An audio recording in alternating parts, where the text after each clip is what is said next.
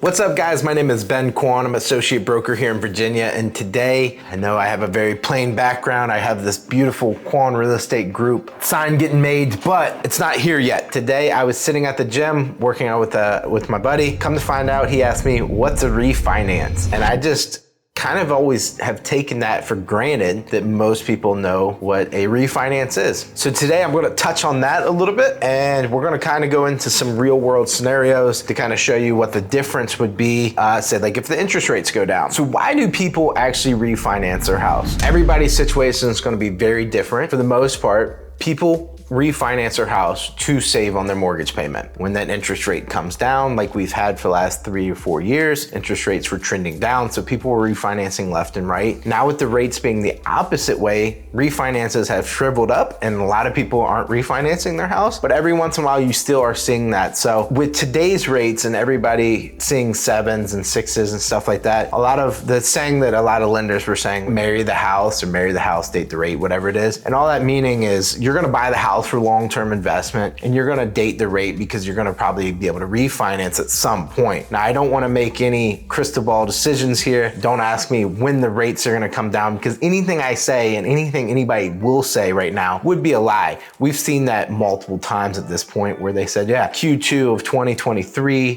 rates are gonna drop, or 2021, 2022. It's just been, everybody's had their predictions and almost everybody's been wrong that I've seen at this point. So I'm not gonna get into that point right now. You're buying a house, say at this $330 price point. Now this is a listing of mine. It's currently under contract, $330 here in Virginia. And so with today's rates, now this is gonna be a very basic, we'll do it. FHA loan, because it's less down payment. We'll include taxes and fees. So 3.5% interest rate, down payment of $11,550, 30-year FHA interest rates currently for national average are setting at 7.26, 2.16. I think that's probably a little bit high, but we're just gonna go with it just for the demonstration here. It's crazy that a $330,000 house could cost $25, $26, in this case, $2,800, but that's kind of the environment that we're in right now. So the easiest way to kind of wrap your head around this is a lot of people, let's say if the rates do come down, say to 5%, and your payment would be saving this amount of money, you would refinance into a new loan. But you are opening up a new loan. You're essentially jumping out of this loan to refinance into this loan, and this loan will pay this off. So whatever your balance is at that point, you'd be refinancing into this new loan and paying off the old loan. Now in this case, the interest rate's 2% better. It's obviously gonna be a much better payment, and that's still based off of $330 sales price. So hopefully at this point, say a year or two, if you bought the house a year or two ago, you would have been paying down some equity, and that house valuation now is at $350 or whatever.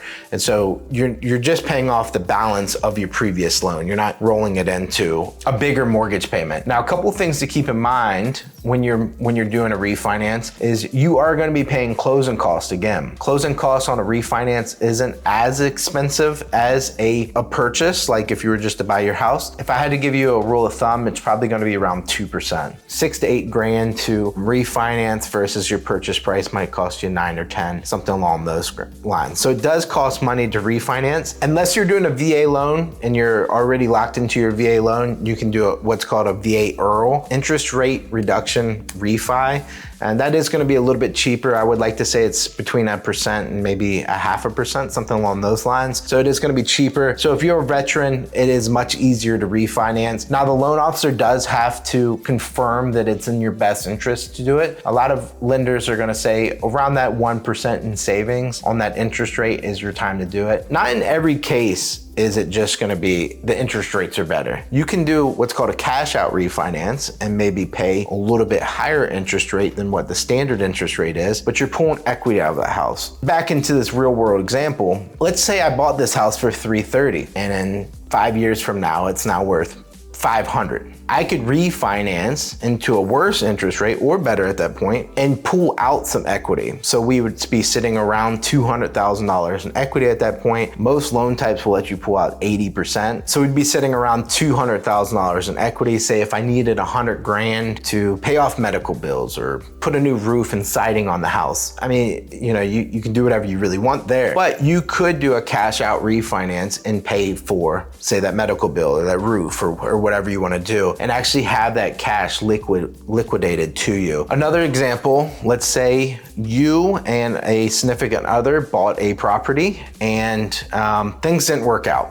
You could refinance into a new loan and buy out, or just simply get your other spouse off this loan. That way you are now sole owner and responsible for that loan and that house. That is another thing that we see pretty often. Now it sucks if you bought your house in 2020 and your interest rate's 2%, and now for some reason your relationship's not working out and now you have to refinance the opposite way into a much worse interest rate. So let's run this 330 again and say they bought it for, let's say they bought it for 220 a couple years ago at a 2.5 interest rate. Their payment's $1,307, and now they'd be refinancing into a 7% interest rate.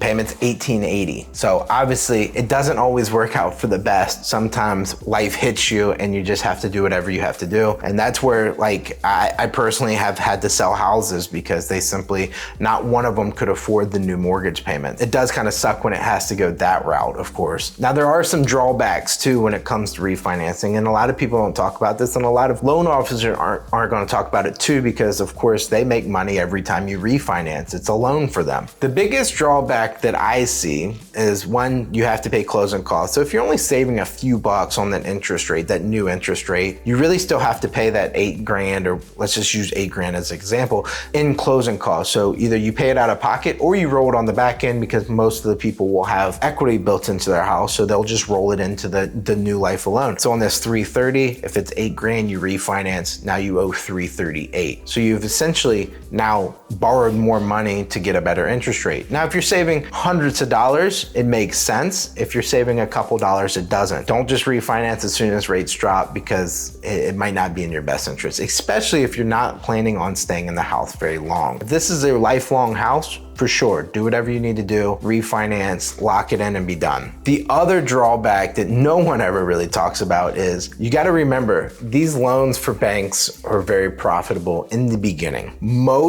All loans, interest are paid up front. On this example, this $2,000 payment, maybe $100, $200 is going to the balance of your property. The rest of it is going to your interest, because interest is paid up front. So it could take you 10 years before you really start making a big dent on your principal loan amount. So every time you refinance, you're essentially starting the cycle over and paying more interest to the bank.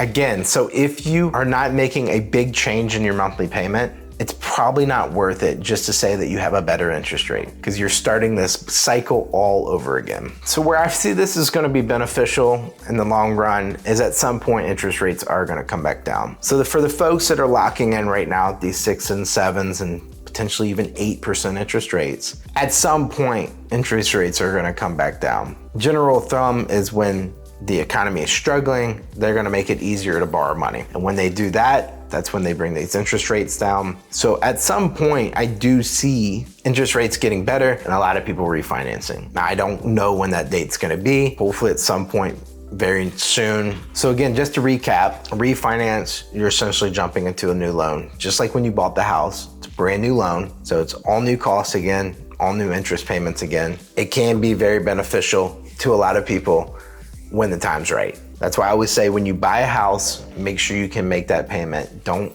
think in the back of your head, I can barely make this work until we can refinance, because that's when you're gonna get in big trouble if something like life happens and you have to pay, for a new medical bill or whatever, the car breaks down, you gotta go get a new car, stuff of that nature. So don't do anything that you might regret. Definitely, if you can afford the house right now, it's probably a good time to buy a house. I hope that helps, guys. This is my quick little breakdown on what a refinance is. If you guys are looking for a house, of course, I'd love to help.